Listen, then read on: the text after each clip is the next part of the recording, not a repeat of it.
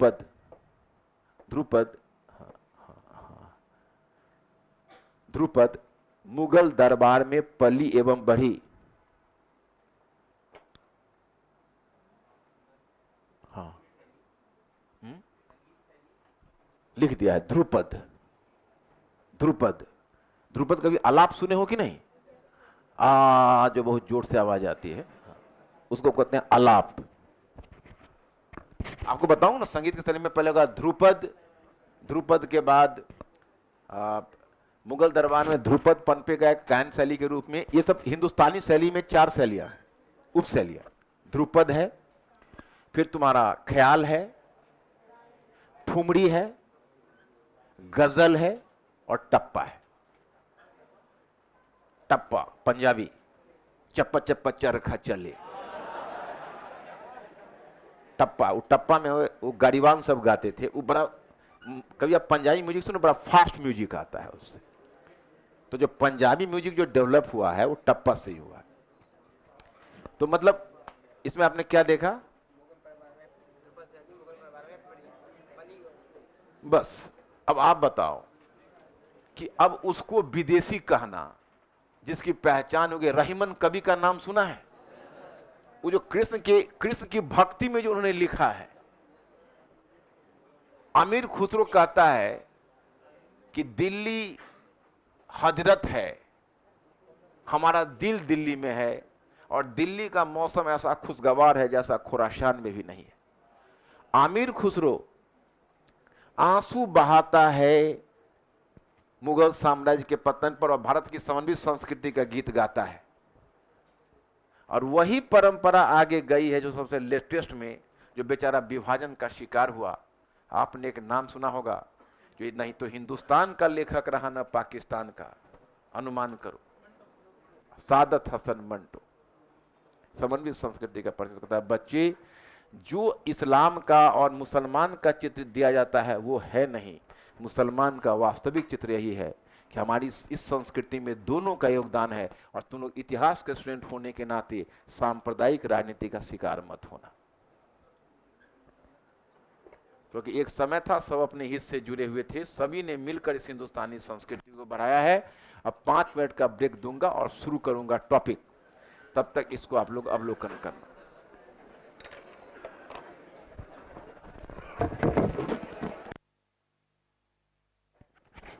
अब आप हम लोग आ जाते हैं सबसे पहले पृष्ठभूमि के ऊपर। अब पेज एक पलटिए। ये आपका बेसिकली एक क्रिटिकल नॉलेज देने के लिए मैंने किया था।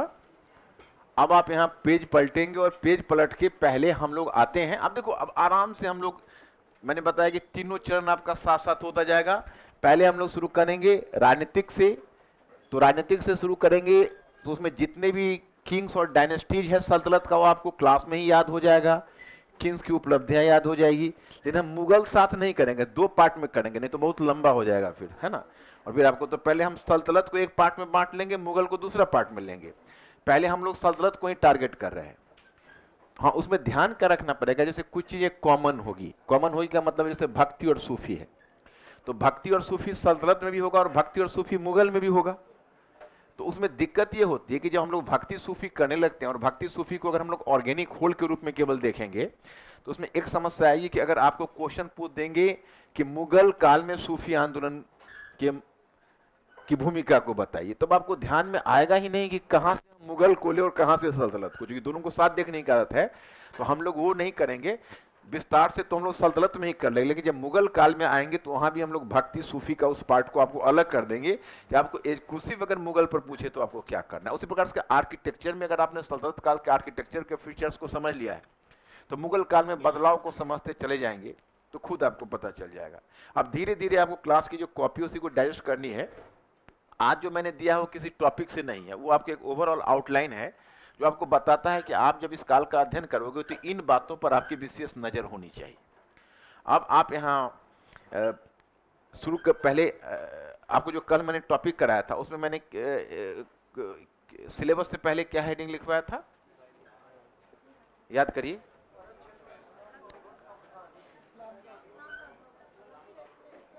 नहीं, आपने एक बड़ा टॉपिक दिया था, टॉपिक के ऊपर हेडिंग बताया था मैंने।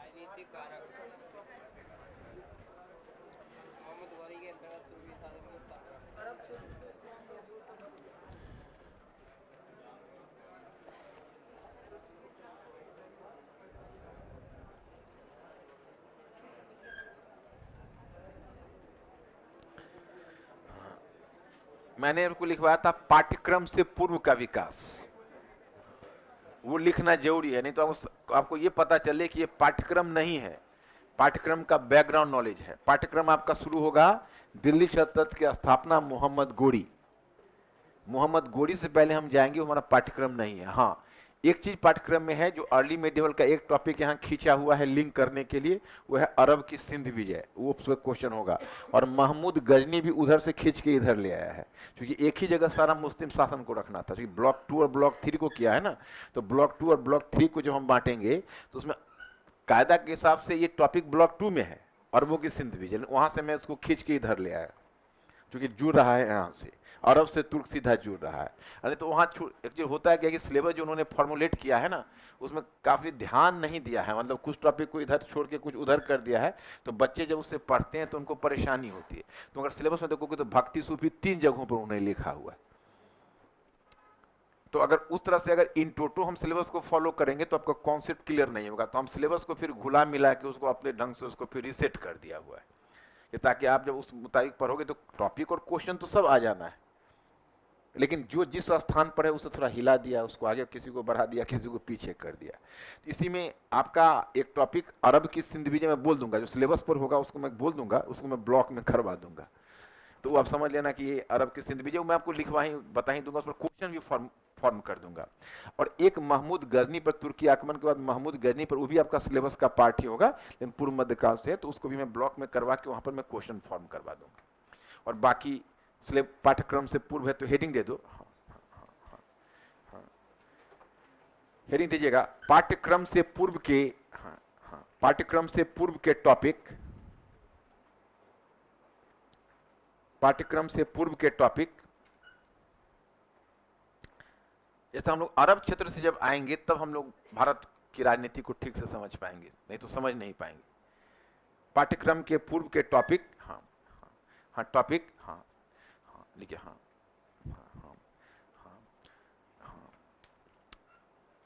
अब इसमें डैश दे दीजिए, इतना ही शॉर्ट रखिए, कोई दिक्कत नहीं है। अब पहले आप दे दीजिए, हाँ छोटा छोटा हेडिंग बनाते जाइए, लिखते जाइए, एकदम हमको याद ही हो जाएगा। कोई लिखिए अरब क्षेत्र, अरब क्षेत्र, अरब क्षेत्र किसे कहते हैं, किसे कहते हैं, तथा इस्लाम के उद्भव से पूर्व, इस्लाम के उद्भव से पूर्व, उद्भव से पूर्व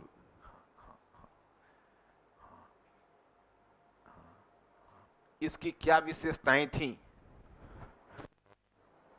उद्भव से पूर्व इसकी क्या विशेषताएं थी।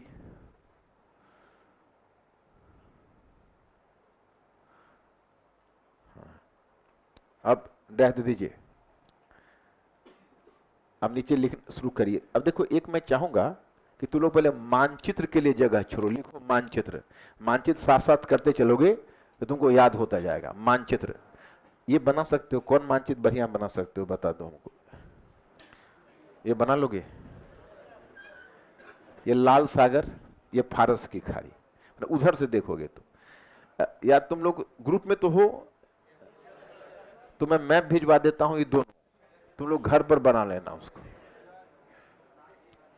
मैं लिखवा देता हूं घर पर। देखो मैप का महत्व यह है कि मैप जब नजर के सामने तुमको अरब क्षेत्र, अरब प्रायद्वीप रहेगा, अरब प्रायद्वीप तो पेनिनसुला कहलाता है, अरब पेनिनसुला, तो जब अरब प्रायद्वीप रहेगा तो दिमाग में इमेज बना रहेगा, इसलिए मानचित्र तुमको अपने इंटरेस्ट से करना चाहिए। उसमें टेढ़ा मेरा बनेगा तो क्या होगा, दिमाग में इमेज रहना चाहिए।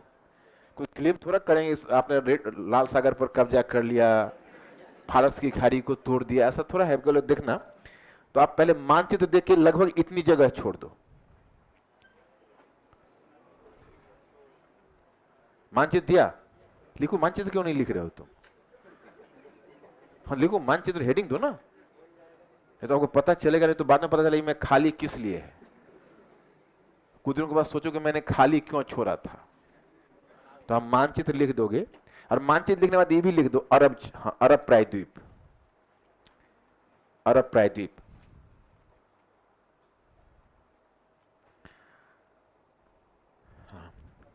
अब लिखिए, लिखिए कि हाँ, कि अरब प्रायद्वीप, अरब प्रायद्वीप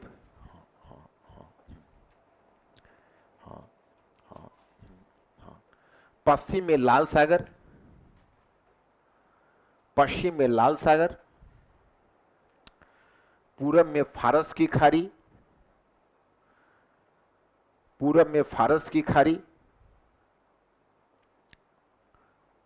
फारस की खाड़ी, और दक्षिण में अरब सागर, और दक्षिण में अरब सागर के बीच अवस्थित था, बीच अवस्थित था,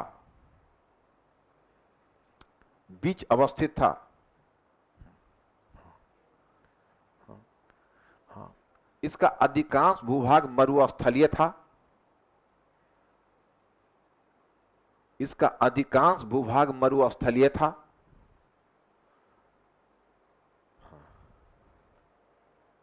मरुस्थलीय था। हाँ, लिखिए हाँ, इसलिए मक्का, हाँ इसलिए, हाँ इसलिए मक्का, मक्का, हाँ मक्का, हाँ इसलिए मक्का की हरित पट्टी, हाँ हाँ हाँ, मक्का में एक हरित पट्टी, हरित पट्टी समझते हो? हाँ, हरित पट्टी का मतलब कि जहां पर हरा भरा थोड़ा था, हरित पट्टी को छोड़कर, हरित पट्टी को छोड़कर, हरित पट्टी को छोड़कर बाकी क्षेत्र कृषि के लिए लगभग अनुपयुक्त थे, बाकी क्षेत्र कृषि के लिए लगभग अनुपयुक्त थे, बाकी क्षेत्र कृषि के लिए लगभग अनुपयुक्त, अनुपयुक्त थे। लिखिए हाँ, लिखिए हाँ, इस क्षेत्र में, हाँ इस क्षेत्र में निवास करने वाले लोग, निवास करने वाले लोग जनजातीय थे, इस क्षेत्र में निवास करने वाले लोग जनजातीय थे, जनजातीय थे। देखो एक बात, मैं जनजातीय शब्द का बार बार प्रयोग करूंगा, तो जनजातीय शब्द का एक बार मतलब समझ लेते हैं ताकि आगे दिक्कत नहीं हो। देखो समाज जो होता है वो जनजातीय समाज वह होता है जो उत्पादन के क्षेत्र में पिछड़ा हुआ होता है, और जो उत्पादन करता है उसका लगभग खपत कर लेता है, तो उसमें अधिशेष की गुंजाइश कम होती है, और अधिशेष की गुंजाइश कम होती है तो उस समाज में समानता का भाव ज्यादा प्रबल होता है। जो जनजातीय समाज होगा उसमें समानता का भाव ज्यादा प्रबल होगा, और जो समाज कृषक समाज होगा और विकसित समाज होगा वहां पर तुम देखोगे कि विषमता ज्यादा आएगी, क्योंकि आपस में विभाजन ज्यादा होगा। तो जब जनजातीय समाज के जैसे समय कोई अगर शब्द बोले तो बच्चे उसका सीधा मतलब समझ लेना, एक ऐसा समाज जहां उत्पादन कम है, अधिशेष की गुंजाइश कम है, इसलिए समानता का भाव प्रबल है ना। तो क्या लिखा आपने? हाँ जनजातीय थे, हाँ हाँ, वे ऊंट, हाँ वे ऊंट पालते थे और हथियार बंद होकर चलते थे, वे ऊंट पालते थे और हथियार बंद होकर चलते थे।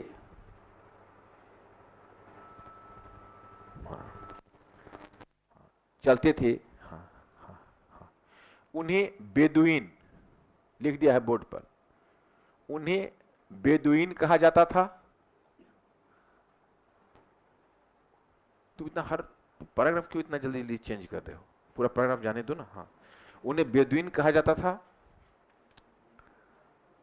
हाँ बेदुइन कहा जाता था, हाँ हाँ हाँ हाँ, बेदुइन, दू इन, अच्छा ओ सॉरी, बेदुइन कर दो। हाँ, उन्हें बेदुइन कहा जाता था, हाँ, बेदुइन कहा जाता था। हाँ हाँ देखिए, हाँ देखिए, हाँ विभिन्न जनजातीय समूह आपस में संघर्ष भी करते थे, विभिन्न जनजातीय समूह आपस में संघर्ष भी करते थे।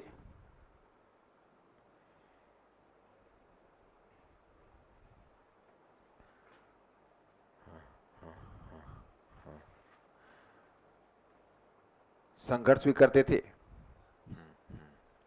हाँ, संघर्ष भी करते थे। हाँ देखिए, हाँ हाँ लिखिए, हाँ इस्लाम के उद्भव से पूर्व भी, देखिए हाँ इस्लाम के उद्भव से पूर्व भी, मक्का एक धार्मिक स्थल था।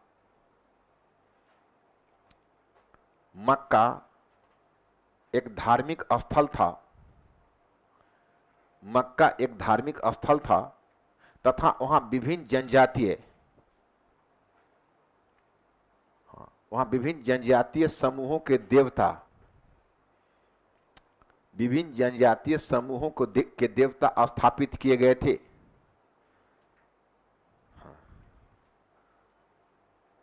देवता स्थापित किए गए थे।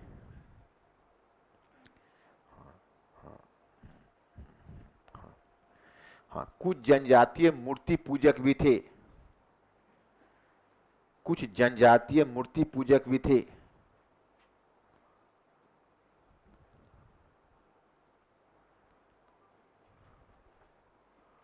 मूर्ति पूजक। अब मैं तुमको इसलिए बता रहा हूं कि बिल्कुल बेसिक से तुमको पता चल जाएगा क्या था। पैगंबर मोहम्मद ने जब एक नया धर्म चलाया तो उनका विरोध क्यों हुआ।